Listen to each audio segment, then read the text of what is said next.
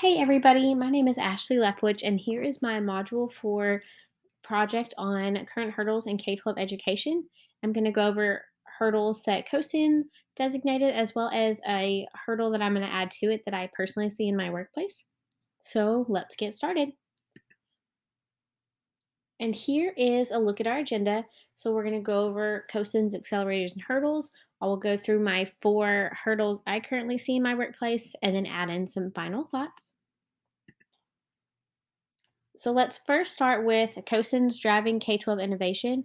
They came out with a list of accelerators and hurdles for 2023. And the methodology behind this was to have an advisory board engage in these discussions and surveys to figure out what were the top barriers and what were the top megatrends in education technology and how are these affecting and transforming teaching and learning. And these people on the advisory board, there's approximately 100 people, and they were considered education and technology experts. And they dove deep into these accelerators and hurdles. They would rank them, they would do different surveys and discussions, and then have a final survey. They even talked about intensity levels, talked about why some of these might be repeating accelerators and hurdles, and so on and so forth. And the document was pretty interesting to take a look at. Some of them I 100% could see, some of them I didn't see. And we'll talk about more of why that might be here in just a little bit.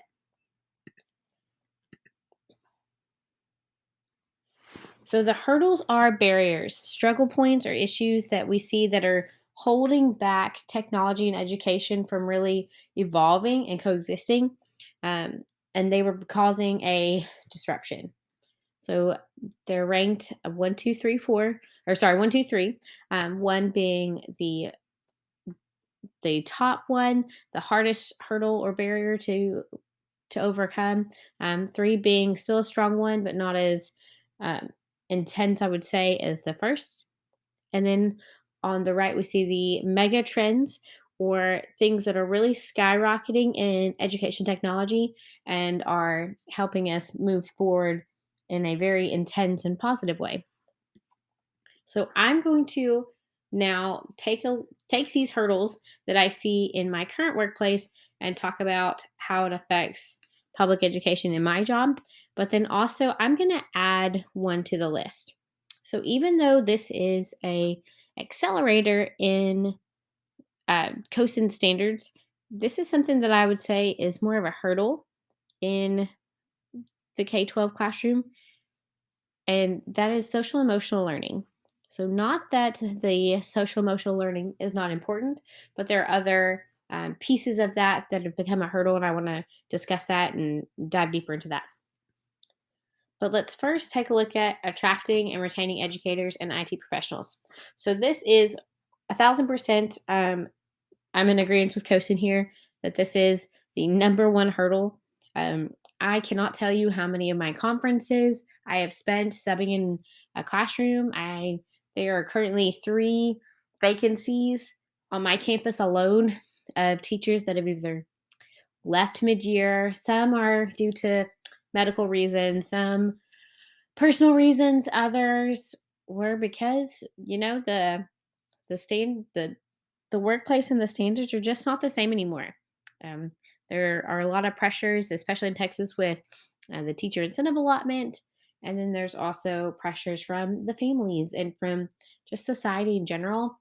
Um, and not to mention that we are not in this career to be paid just this outstanding paycheck. So it all ties together, and we want people to want to be teachers, and we want to retain high quality educators and IT professionals, but it's really hard to do that when we're not paying teachers. And I say we, I'm going to talk about we as like the education community and public school systems are not paying teachers at a level of equal to or even somewhat parallel to other careers that have a college degree.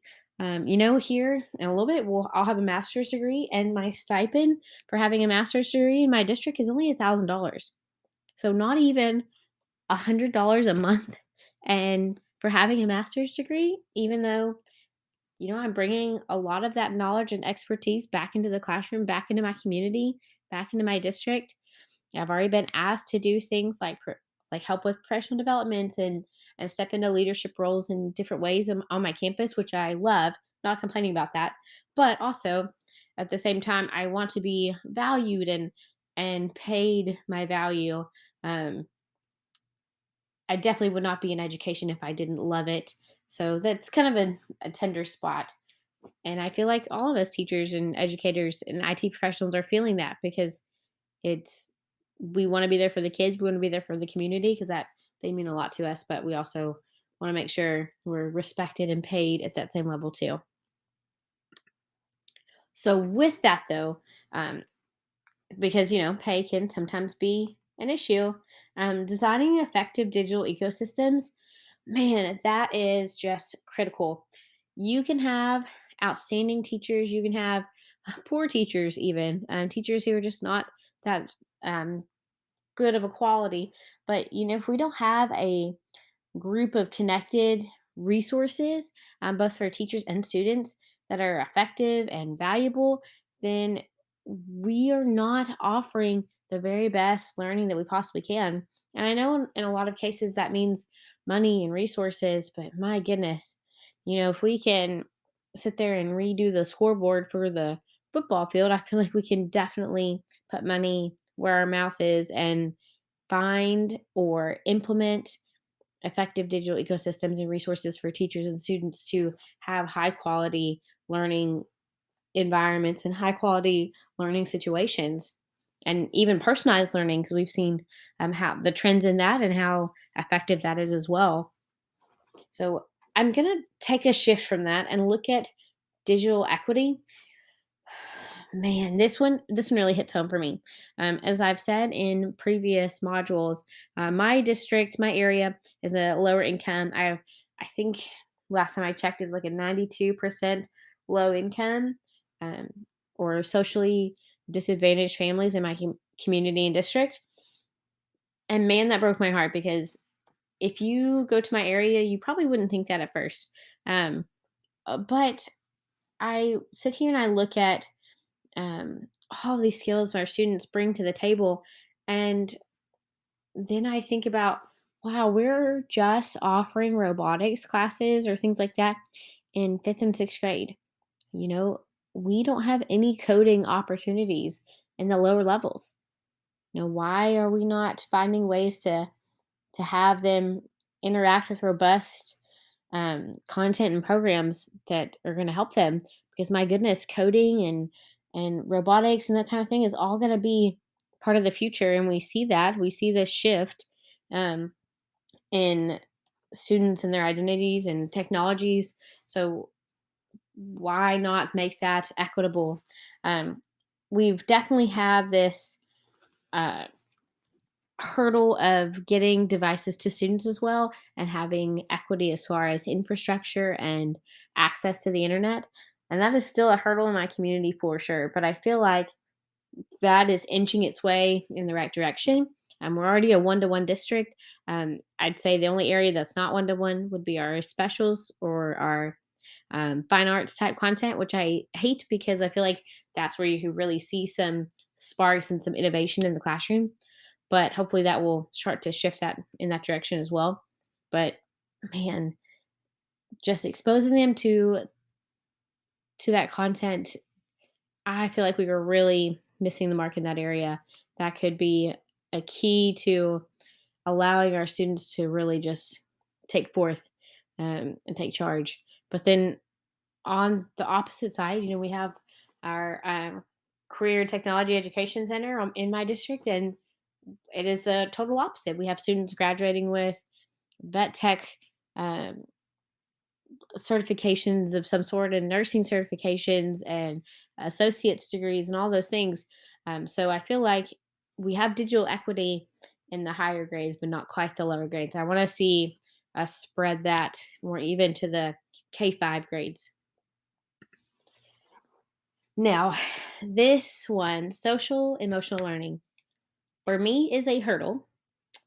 COSIN put it as a accelerator, and I can absolutely see why it's an accelerator. It is a mega trend and a push we're seeing because there's this dire need for social emotional learning in the classroom. I cannot tell you how many times in my career teaching both first and fifth grade how I've seen these emotional and social gaps in our students um, with things like sharing, something you would think is simple, right?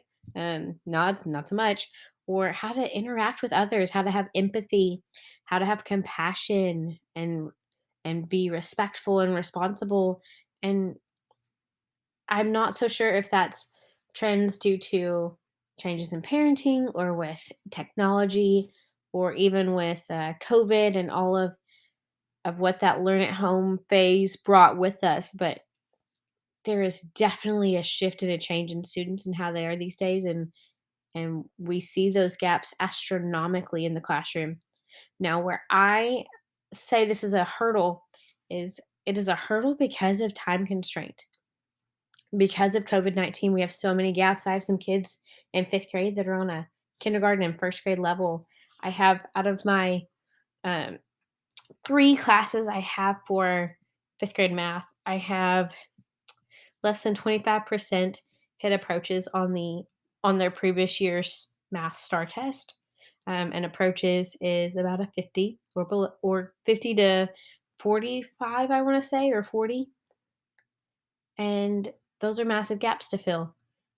And I hate that my hurdle in the classroom is deciding, do I fill the academic gaps or do I fill the social emotional gaps? And which one is going to be the most bang for my buck? But is anyone else going to be filling those social emotional gaps if I don't? And that is a huge hurdle I see in the classroom.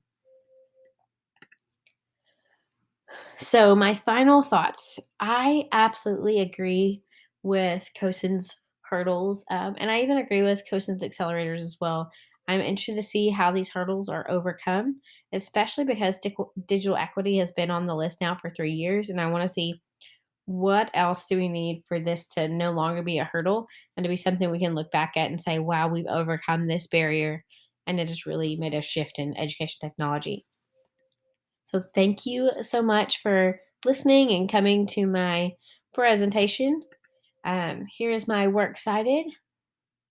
I appreciate you coming and have a great time. Bye.